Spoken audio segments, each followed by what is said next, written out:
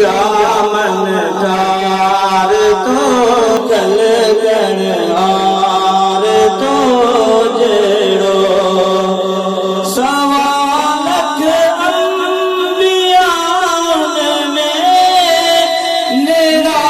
निराली दुनिया में खल क्यों न खल गणहार तो जेड़ो निर्मल न आनंददार तो